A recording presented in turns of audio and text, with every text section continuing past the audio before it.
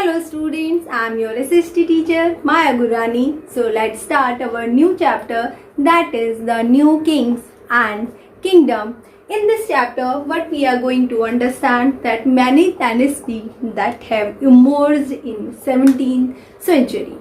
At that time there were the Harshvardhana and Pulkesin II were locked their horn in war to get the supremacy in India.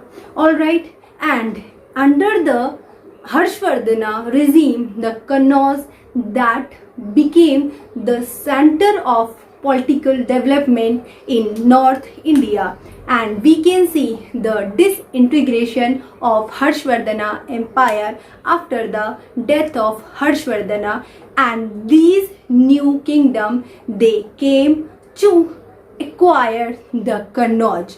Okay, now here we have three main dynasties, that is the Gujjar Pratiharas, Pals and Rashtrakutas that has emerged in India, but there are more dynasties that have emerged in that period. Let's see with the help of the map.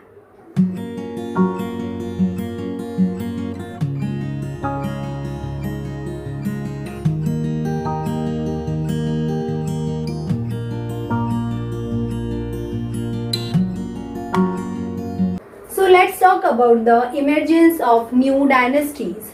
As the king was a ruler of a dynasty, so under this ruler there were big landlords or warrior chiefs in the different region of the subcontinent. Okay, and these big landlords or warrior chiefs, they were acknowledged as the subordinates or the samantas. What do we understand by the samantas? Samantas were the king with the small kingdom and have a very small army and with less wealth and with less power, and they were not able to fight with the big kingdom. They were expected to bring gift. These subordinates or the samantas were expected to bring gifts for their landlords or the king.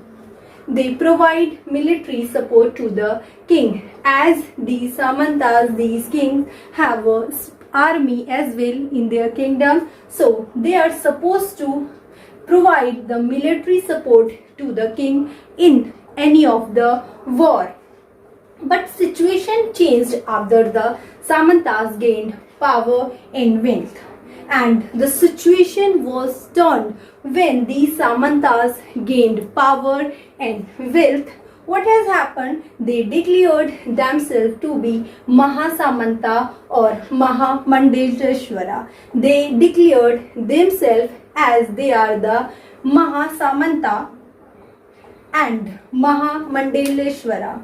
Sometimes they asserted their independence from their overlord, and after getting the powers and the wealth, they asserted themselves the independence kingdom from their overlords. For example, Rashtrakuta chief Danti Durga, also known as Danti Varman or Danti Durga II. So initially Rashtrakutas were under the Chalukyas of Karnataka. The Rashtrakutas that were the subordinates or the samantas under the Chalukyas dynasty, and the king of the Rashtrakutas, that is the Danti Durga, he defeated the Chalukyas and laid the foundation of Rashtrakutas dynasty, and the Danti Durga overthrew his Chalukyan overboard and ritual called Hiranyagarbha, the golden womb. The Danti Durga, as he was not a Kshatriya by birth, so he performed a ritual that is called the Hiranyagarbha. Other name of the Hiranyagarbha was the golden womb, and this ritual was performed by the Brahmana, and it was thought that by this ritual, by following this ritual, it gives the rebirth, and if the man is not Kshatriya by birth, so maybe he will be able to be a king, as it was that true that the only Kshatriya can become king. So in the case of the Mayur Sharmana or the Harishchandra, the Kadamba or the Gujjar Pratihara king, they both were the Brahmanas and they gave up their traditional professions, as they were the Brahmana, and at that time the Brahmana, they were only to perform the ritual and all, but they gave up their traditional performance and professions and took to arm and become the king. Karnataka and Rajasthan, they will become the king of the Karnataka and Rajasthan respectively. So after discussing the emergence of new dynasties, now let's talk about the administration in the kingdoms. It is very much required to know about the kingdom, that what was the administration was took at that time. Many kings adopted high sounding title. Many kings in that time, the many kings, they adopted the high sounding titles like the Maharaja Adhiraja. Maharaja Adhiraj means the great king and overlord of king. It means the kings of king. Such sounding titles, the high sounding titles, they adopted like Tribhuvana Chakravartin. It means the lord of the three worlds. Such high sounding titles as they had taken, but the picture was different, that in spite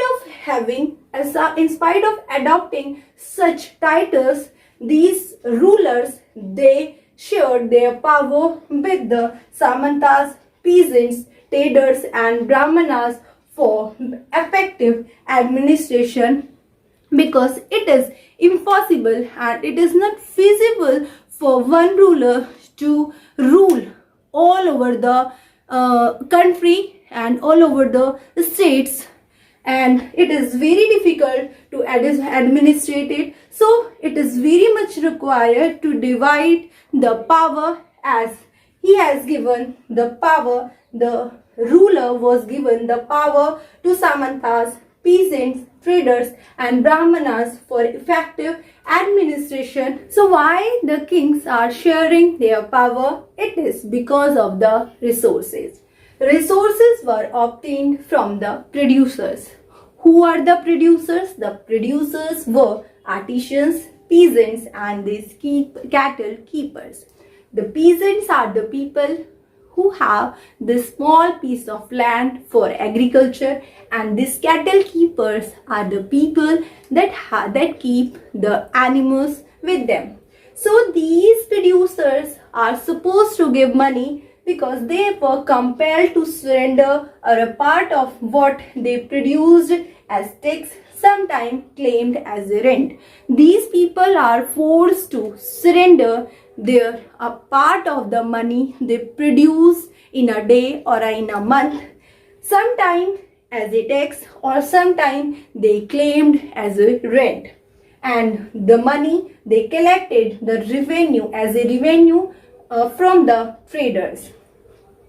Then why we are saying that the resources are important for the king? It is because it is used to finance the king's establishment, and it is very much required for the king to to establish his empire, okay, and construction of temples and forts.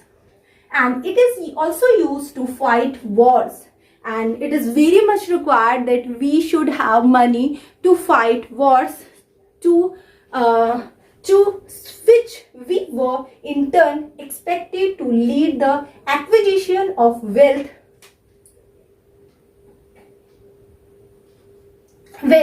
from plunder, okay, to fight wars, so that they in turn they get money from the splendor, okay, and how these things were going on in that period, the how they were collecting the money and from the artisans, peasants and cattle keepers, the revenue they were collected, how they were doing all this. It is not done by a one ruler, but because of the so many people, and as the king just give a position to the influential families to collect the revenue from the country, and these positions were hereditary, okay. And in army also, the king, they give the position to their relative or to the families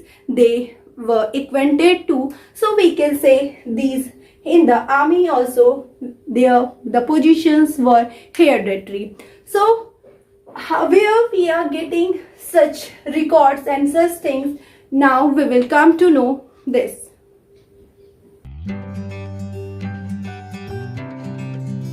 Let's understand the 400 types of taxes in the Chola dynasties.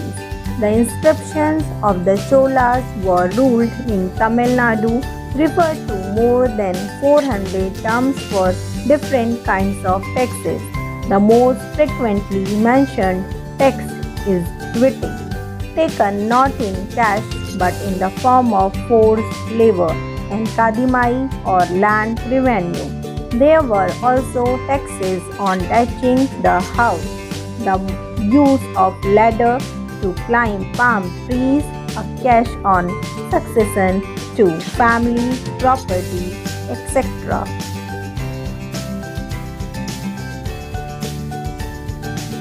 Now let's understand what is the meaning of Prashastis. Prashastis are special kind of inscription and in Sanskrit word which means in praise for. Prashastis are glowing praises of kings and rulers and were written by the poets of that time. After discussing the emergence of new dynasties and the administration of the kingdom, now we will discuss the Prashastis and the land grants. The detail given in the Prashastis may not be true. It is because the Prashastis are known as the praise of the king. But they tell us how rulers wanted to depict themselves, but these Prashastis as the ruler, how the ruler wanted to depict themselves in front of the people as a valiant or a victorious warriors, we can see in the Prashastis. For example, the achievements of the Nagbhatta.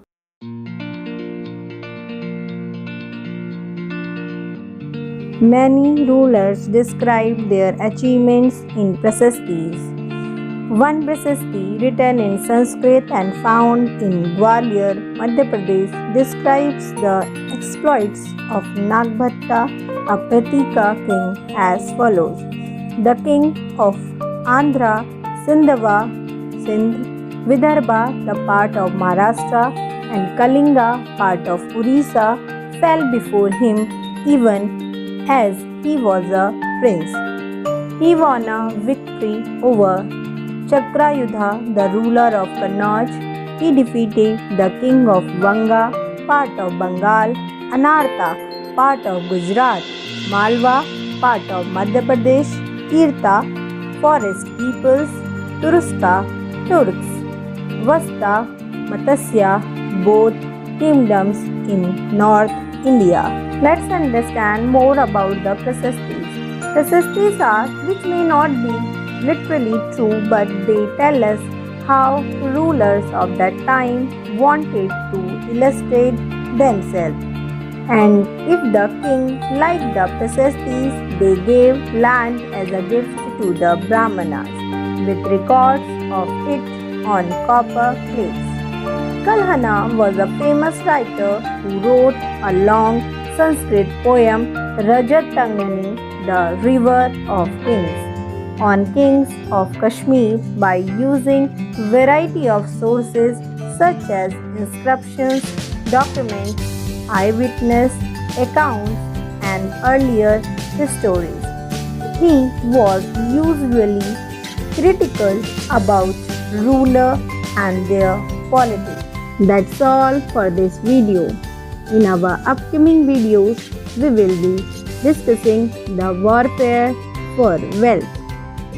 Till then, stay smart, stay safe, stay open.